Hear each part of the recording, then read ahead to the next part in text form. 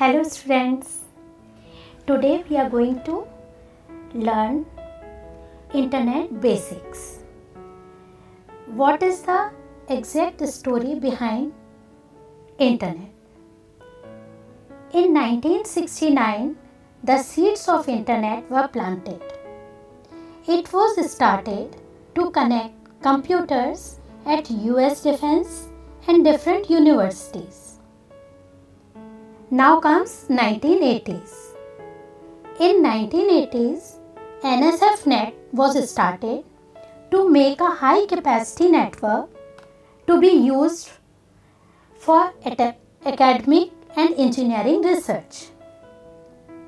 In 1980s only, many private networks also joined this network. And they started catering the different activities.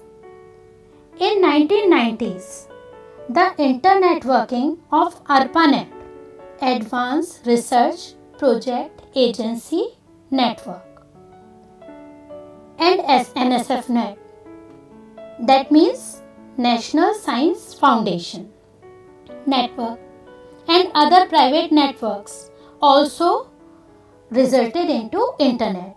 Means in 1990s, the interworking of all these networks, ARPANET, NSFNet and other private network, they resulted into Internet. What does Internet means?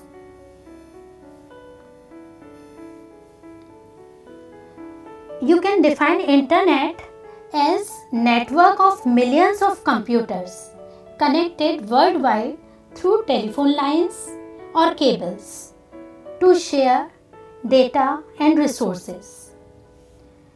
To understand Internet in a better way, we will have to understand few terms which we use when we learn Internet basics. First term is web browser. What is web browser? You might have heard about many times. Google Chrome, Internet Explorer, Mozilla Firefox and other web browsers. But what is the exact function of web browser? You can say it is a www client. www means World Wide Web client that navigates through the World Wide Web and displays web pages. It means it gives you access to get information through web server. It requests web server to share information with web client. What is web server? To understand web browser, now you have already understood web browser. Now we will see what is web server. Web server, it is a www server, main computer that stores web documents and responds to the requests made by web browser.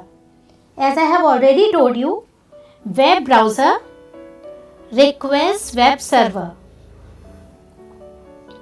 to share information with client computer. See, in this diagram you can see very clearly browser is requesting client computer on behalf of client computer. It is requesting web server and in return web server is sharing information, or you can say sending information to client computer. Now we will come back what is the function of web server. Serving web pages. It serves all the web pages, means it sends web pages to client computer, and it also run gateway programs and gives output. Now we will talk about web page. What is web page? You can see the electronically written page which you are seeing on your screen. This is also a kind of web page. The web page is an electronically written page which we write in HTML language, hypertext markup language. Now comes website. Website is a collection of related web pages.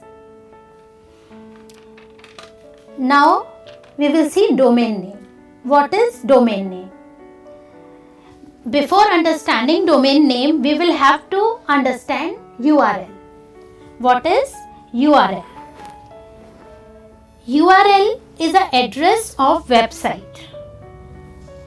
Website address, as you are seeing here, http://www.google.com, where HTTP is protocol, hypertext transfer protocol, www is a subdomain which is known as World Wide Web. Then comes domain name, Google.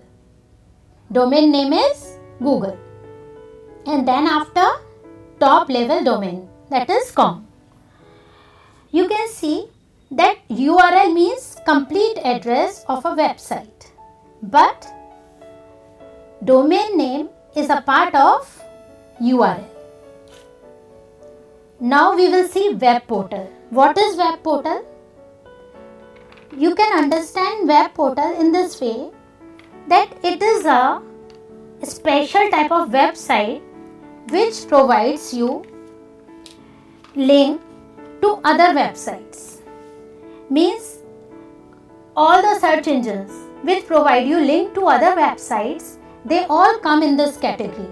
You can call them web portal. Web portal, as I'll show you, see here, web portal and website difference. As we have already discussed website and web portal. Website is a site, or you can say collection of web pages, similar type of web pages, from where you get the information. While web portal is a special type of website which provides you link to other websites. Now we can see the next thing. Server we have already understood. It is a program which provides you information when web browser requests for it. As you are seeing in the diagram, browser on behalf of client computer. You are having browser in your client computer, and browser, whatever information you want to search on web server, browser requests for that information to web server, and in return web server sends the information to client computer, as you are seeing through ray diagram. Now we will see blog. You might have heard this name. What is blog? It is just like a personal diary, electronically written personal diary, where you can write daily events, whatever you want to share on social media. You can create a blog on social media through blogger.com, and other blogger sites are there through which you can create your own blog, just like a diary where you can share your information with your family and friends. Blogger, the person who writes the blog, that person is known as blogger. Next thing is news group. What is news group? It is a platform, you can say, where people of similar interests come together to share their information, to exchange their information. Suppose you are having interest in politics, so you would like to share or exchange your views with the person who is having the similar taste. So you can join that platform where similar taste people come and they can share or exchange their information and views. Next is email. What is email? It is an electronic message which through internet one computer can send the email to another computer, and it is just like a letter, you can say. So electronic messaging system. Now we will see the next thing, that is, as we have already discussed about different types of web portals. Search engines also come in this category, and you can see different job portals, matrimonial portals, and these news portals. So they provide you different websites names from where you can gather the information. Before leaving the class, I would like to share one more thing with you, that is protocol. What is protocol? It is a, you can say, set of rules for communication which is required when you communicate through internet. There are two types of protocols used by internet, TCP and IP. What is TCP?